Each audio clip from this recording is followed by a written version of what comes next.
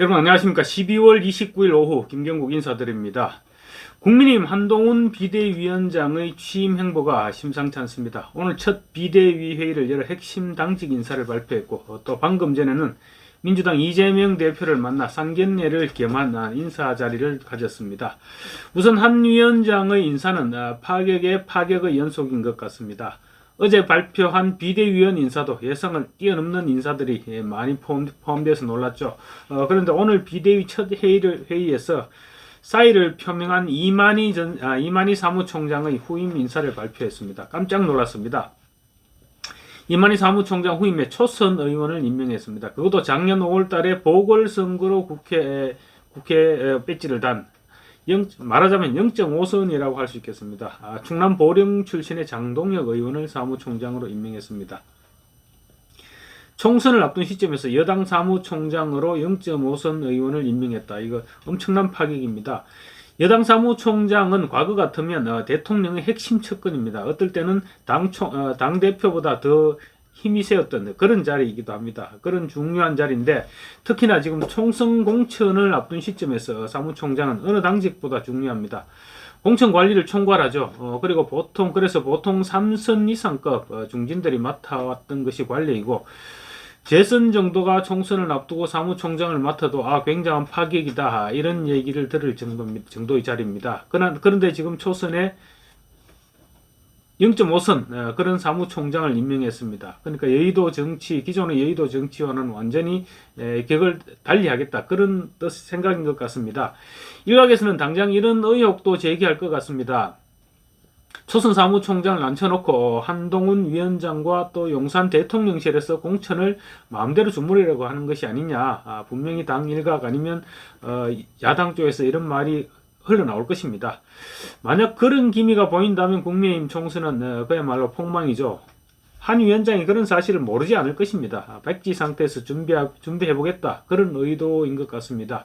그런 한 위원장의 진심을 믿어야 할 것 같습니다.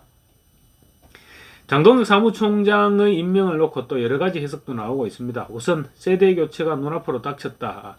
이것은 아마 국민의힘 초선, 재선, 중진, 초재선, 중진 할 것 없이 모든 의원들이 느끼는 느낌이었을 것입니다.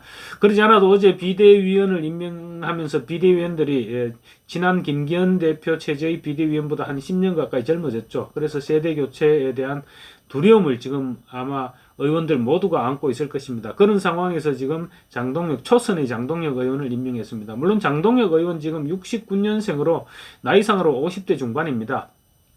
그렇지만 지금 초선 의원입니다. 정치 신인 한동훈과 초선 국회의원 0.5선 국회의원 장동혁이 그리는 공천 밑그림 대충 상상이 가지 않습니까? 아마 결과가 어떻게 될지는 몰라도 확 바꾸겠다는 그런 각오를 한 것이 아니냐 이런 추측이 가능할 것 같습니다.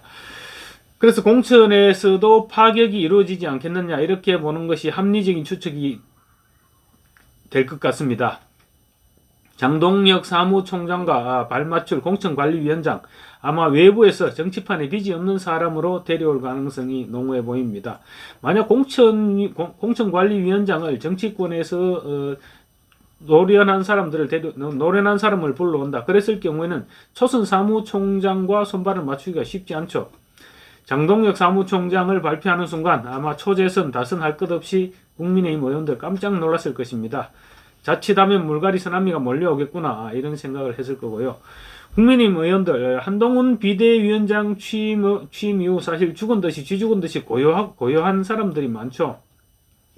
아직 한동훈 위원장의 의중이 전혀 드러나지 않고 있기 때문에 긴장의 연속일 것입니다. 그리고 또 지역 안배도 생각한 것 같습니다. 영남 출신의 윤지옥 원내대표에 대해서는 일단 무한한 신뢰를 보내면서도 같은 TK 출신 이만희 사무총장은 사표를 수리했습니다. 그리고 장동혁 충청도 보령 출신의 장동혁 의원으로 대체했죠. 중원을 강화하겠다 이런 의미로 읽을 수 있습니다. 특히 또 유의동 정책위 의장에게도 한동훈 위원장은 제발 남아서 힘을 보태달라 이러면서 사의를 반려했습니다. 유 의장의 지역구는 경기도 평택입니다. 지금 비대위원회 서울 출신들은 많이 있죠. 그렇지만 경기도가 잘 안 보였는데 경기도를 배려했다 이렇게 볼 수도 있을 것 같습니다. 이제 한동훈 비대위원장의 활동이 본격화되고 내주 초 정도면 아마 공관위원장을 발족하고 그리고 공관위를 구성하면 본격적인 피바람이 불어닥치지 않을까 이렇게 이런 생각이 듭니다. 한동훈 위원장은 또 당 싱크탱크인 여의도 연구원 원장에 외부 인사를 데려왔습니다. 조선일보 홍영림 여론조사 전문기자 출신입니다. 현역 의원이 주로 맡아왔던 자리죠. 여의도 연구원은. 그런데 전격적으로 외부 인사를 발탁했고 또 파격 행보를 이어간 것입니다. 여의도 연구원이 한때는 여론조사 부분에 있어서는 정치권에서 심지어 민주당에서조차 인정하는 그런 실력을 갖췄다는 평가를 받았습니다. 그런데 어느 순간부터 여의도 연구원의 명성이 땅바닥으로 추락을 해버렸습니다. 한동훈 위원장이 여론조사 전문가를 여연원장으로 영입해서 이런 부분들을 복원시키겠다 이런 의지를 드러낸 것으로 보입니다. 한동훈 위원장 오늘 비대위 첫 회의 발언도 주목을 끌었습니다. 궁중암투나 합종 연행하듯이 사극을 찍거나 삼국지 정치를 하지 말자. 우리가 할 일을 앞장서서 하고 몸을 사리지 말자. 농구에 피벗 플레이라는 것이 있다. 한 발을 지탱하고 다른 발을 움직이는 것인데 두 발을 다 움직이면 반칙이다. 동료 시민과 나라 미래를 위해서 반드시 이기기 위해서 모였지만 한 발은 공공선의라는 명분과 원칙에서 떼지 않겠다는 약속을 드린다. 멋있는 말입니다.